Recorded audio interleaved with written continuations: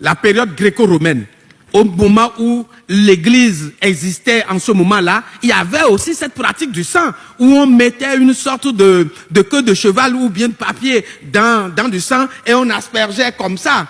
Mais c'est parce qu'on a commencé à comprendre que ce n'est pas bon, ça salit, on peut remplacer ça par autre chose, qu'on a enlevé ça dedans. Au niveau du vaudou, nous avons commencé à le faire. Nous avons commencé à le faire en interdisant les immolations publiques de bêtes. Nous avons commencé à le faire en demandant aux praticiens du vaudou de ne plus utiliser du sang lorsque cela n'est pas réellement nécessaire ou de ne utiliser qu'une infime partie à partir du moment où cela tombe sur le réceptacle. Puisque ce que nous voyons en tant que vaudou, ce n'est pas le vaudou est bien loin. Le vaudou est bien loin. Ce que nous voyons, ce n'est que le réceptacle, ce n'est que l'autel que nous voyons. Donc, de ne mettre ou de ne goûter qu'un peu de sang, et puis le reste c'est pour les humains, ils peuvent manger ça, ils peuvent en faire la communion en réalité. Donc, par rapport à l'élément, à la question du sang, voilà ce que je voudrais dire. Je vais finir, et malheureusement, parce que je ne peux pas aller dans les détails. Le bokono, lorsqu'on dit qu'il est awono, c'est un mot en yoruba. Le fond a beaucoup puisé du yoruba. Et vous savez pourquoi? Parce que sur le plateau d'Abomey, avant que le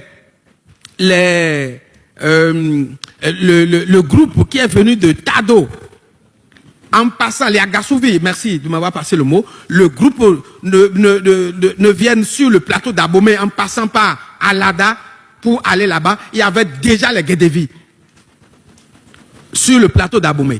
Les Guédévis, ceux qu'on appelle les Guédévis, c'est les Igédé. Et ce sont des Yoruba.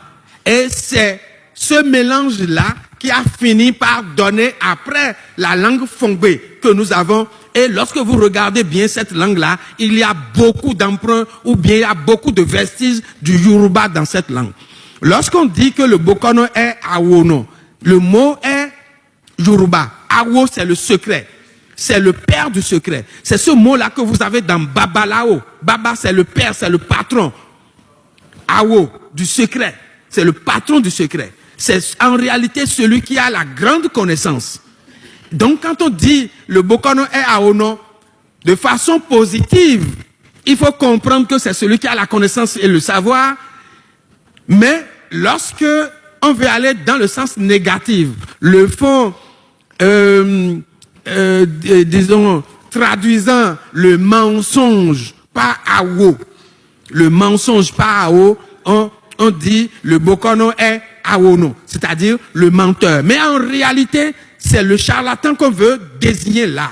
Mais le charlatan, il faut comprendre que même si ça existe réellement, et je le reconnais, ça existe dans le monde des bokono ou des babalao, cela n'est pas un apanage du monde des babalao.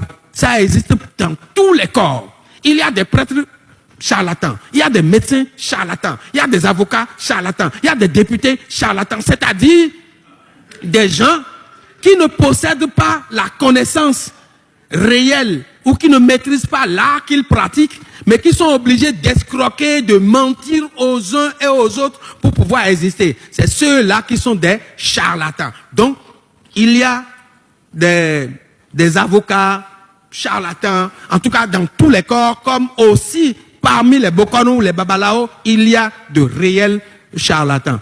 Monsieur le Président, chers collègues, je pense que nous allons mettre un terme.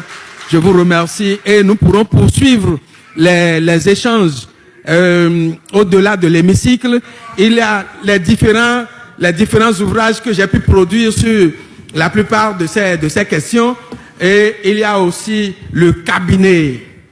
Le cabinet, oui, c'est ça que j'appelle le cabinet de l'AREFA qui existe, le laboratoire d'études africaines de recherche sur le FA, où nous pourrons également, sur le plan pratique du FA et du vaudou, on peut poursuivre les informations à ce niveau-là. Mesdames et messieurs, je vous remercie de m'avoir écouté.